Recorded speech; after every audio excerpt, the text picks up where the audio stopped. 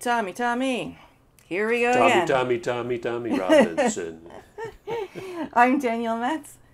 I'm Robert Vaughn. And this is the Danielle Metz Show. I should say, I am Tommy. Very good. I like it. This is the Tommy Robinson Show. Quote, if Donald Trump was in England, he would be arrested and tried on hate speech. The mayor would make sure of it. The dark forces that have been at play in the American elections and all of politics in America are the same dark forces that are sentencing me today. Your freedoms are going to go in the same way. If the Democrats were in power now, it would already be done. They will erode and erode, chip, chip, chip, and whilst they do it, the corporate globalist media will celebrate it, support it, run the fake narrative, run the agenda, and destroy anyone's names. Britain has already fallen. Our judiciary system is corrupt, our politicians are corrupt, our media are corrupt. The message to America, hold on to the things you love. Freedom, because it will go, and it'll go like that. Stated Tommy Robinson during an interview with Katie Hopkins during his walk to court and finally to prison on July 14th, 2019. I advise everyone check out this video in its entirety because it is chilling.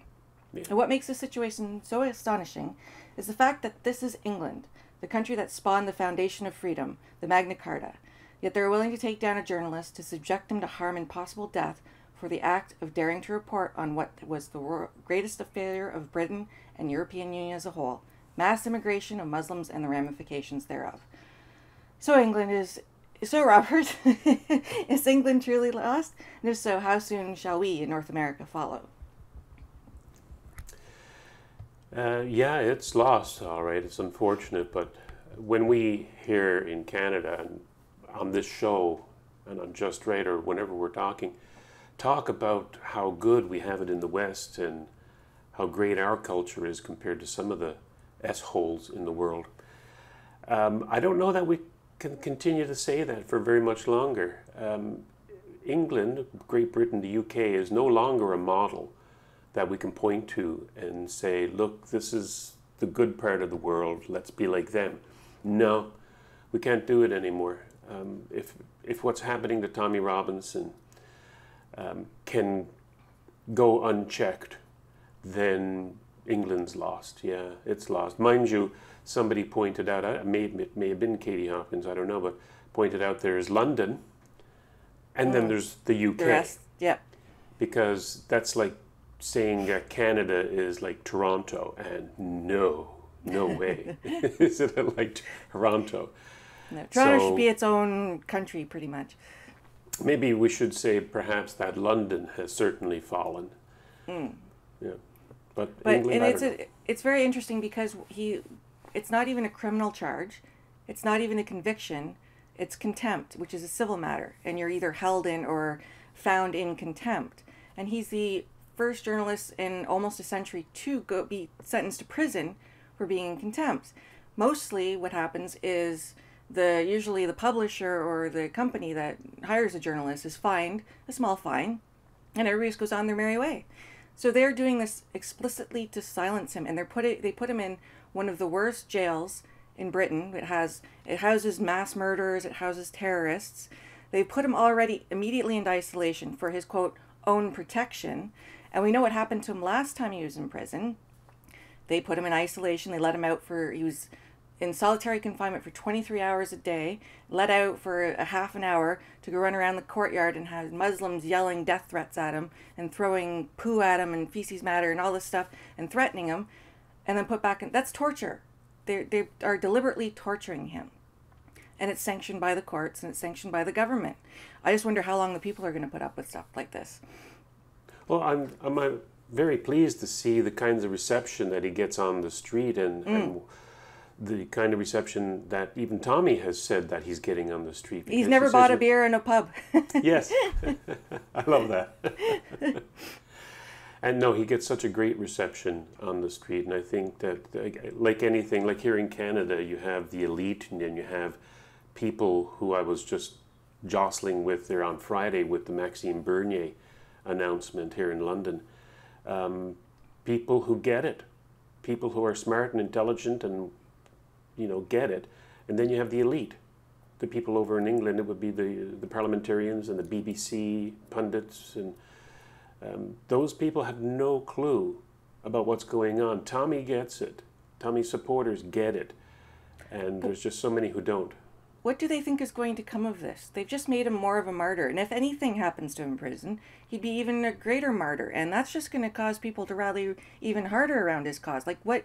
Do they not know just ignore and let it go away is really the only way you can deal with anybody you disagree with who you can't come to terms with? Just make them go away. Yeah, I don't. I'm just thinking about what you just said about will people be able to put up with it? Well, it doesn't seem like they are rebelling. I mean, you still get the same buffoons elected. You still get people watching the BBC and paying their licensing fees.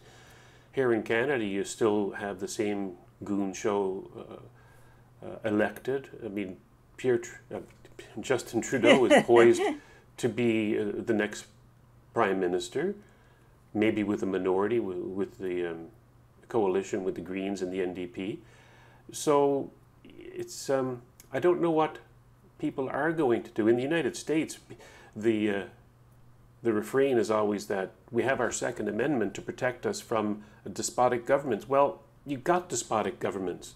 Yeah. Maybe not now with Trump in power, but under Obama, you certainly had the worst government and most despotic, dictatorial, criminal government that you've ever seen. And so, how's that Second Amendment going for you?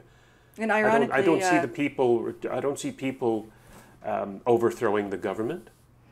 Well, ironically, Obama was known as the deporter-in-chief because he deported more illegals than any president before him, and yet Trump's the one getting blamed for being deported. It's like, okay, all right, it's whatever Obama did was good, whatever Trump does is bad. But yeah, people are putting up with it. Yeah, I don't know. There has to be a tipping point at some point. No pun intended. Because again, is it just going to take a collapse to make people wake up, or can we turn it around from where we're sitting now? Like, there is support in the UK for Tommy, a massive support. They have rallies and they do, but is that going to change anything, or is it just, just for the sake of show? Look, I did something. I went out and I supported Tommy. Oh, let me click that box for next to the Tory party or the Labour Party on my ballot. I don't know. It's hard to tell. There was an ex-police officer in England who did a great video saying that protests don't matter. Look at the Gilets Jaunes in France. Nothing's changed. Oh yeah, I've read about that. Yeah, exactly. It's subsided, apparently. It went from every day to every Saturday to... What happened to that? Yeah. Macron just bided his time. He realizes that protests don't mean anything. And this police officer was saying that if you want any change, you have to vote. Because that's all that they care about is power and control and the vote. And not only vote, but make sure that your vote is accurately counted. Because in the United States now, and perhaps to a lesser degree here in Canada, and I'm absolutely sure in many of our other Western nations, the ballot is being destroyed and corrupted, and there's a lot of fraud going on. So I think we mentioned this in that show, The Path to Freedom, that you've got to go out there as a scrutineer. You've got to not just vote, but make sure that the votes are counted properly, and that goes to the very fundament of these people's fear, and that is we take the power away from them. You vote them out of office. That's the only thing that they understand, and I think that's true. They don't even care about violence. They don't care if the city burns. They'll fiddle away while Rome burns or London burns. They'd rather rule over the ruins than be just one of the regulars in the paradise. It's just they really don't care about the viability of the country. They don't care about the economy. They don't care about the people. They care about power. As long as they can say, hey, I'm the minister of this or I'm the prime minister of that, that's all they care about. And they know it's a get out of jail free card too, so they can have all their little Jeffrey Epstein experiences they want, and no one will touch them. Yep, they live in a bubble. They live in a world of their own. They are fabulously wealthy, these parliamentarians, these House representatives in the United States. I mean, you just have to ask yourself, how can Nancy Pelosi earn the millions and millions that she has from a speaker's salary. You can't. There's corruption going on at all levels. Oh, the and these Clintons people are fabulously king and wealthy. queen. Yeah, fabulously wealthy, living lifestyles in gated communities on yachts and their own private jets, and they don't give a tinker's cuss about the little guy. Yeah, and it's funny, I seem to remember some war back in the 1700s, was it, that was supposed to get rid of the elites. Yeah. Now they just vote them in. Yeah. That's all they did. They just changed it from a monarchy to a democracy, but the power structure is still the same.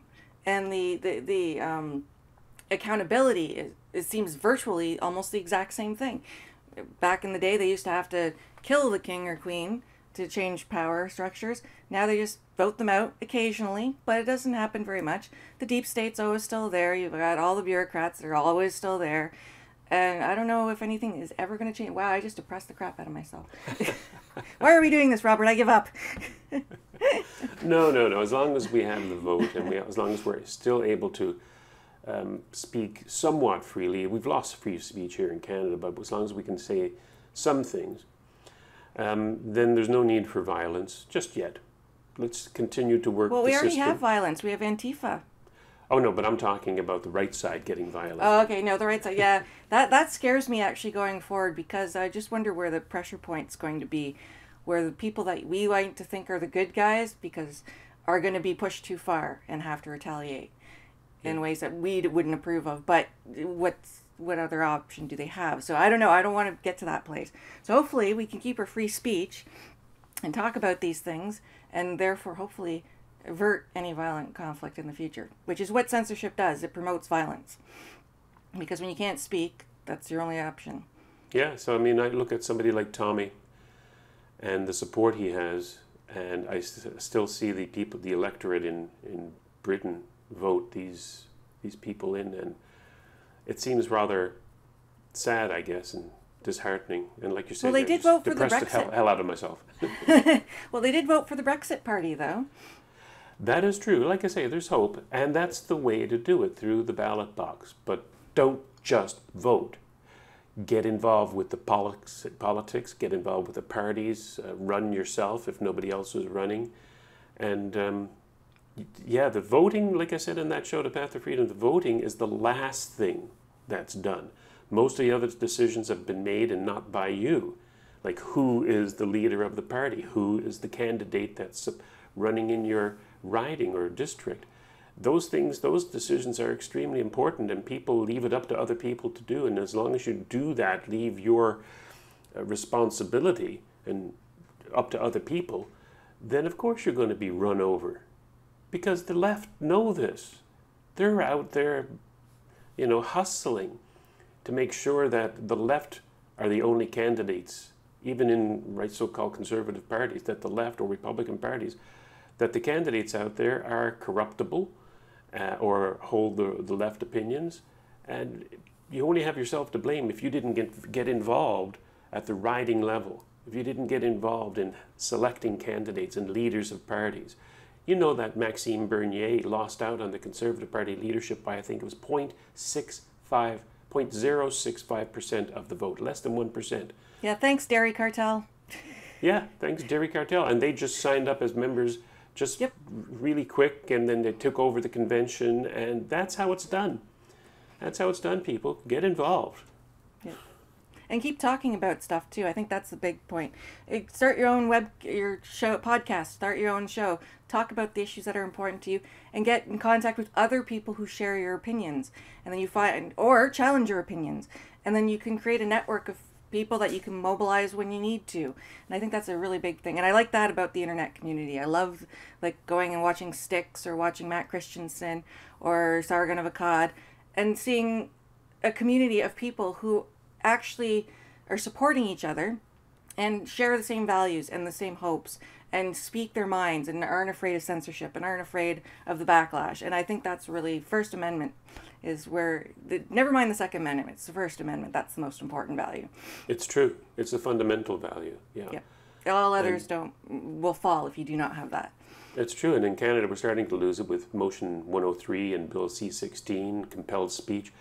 So yeah, the thin edge has already been shoved in there, and it just had to be pushed a little more, and then we've lost it all. So yeah, get out there and get involved. So we're all Tommy Robinson. So all together now. Hey, Tommy, Tommy. Tommy. Tommy, Tommy, Tommy, Tommy Robinson. Cheers. If you've enjoyed this presentation, visit justrightmedia.org for more programming that's not right-wing, it's just right.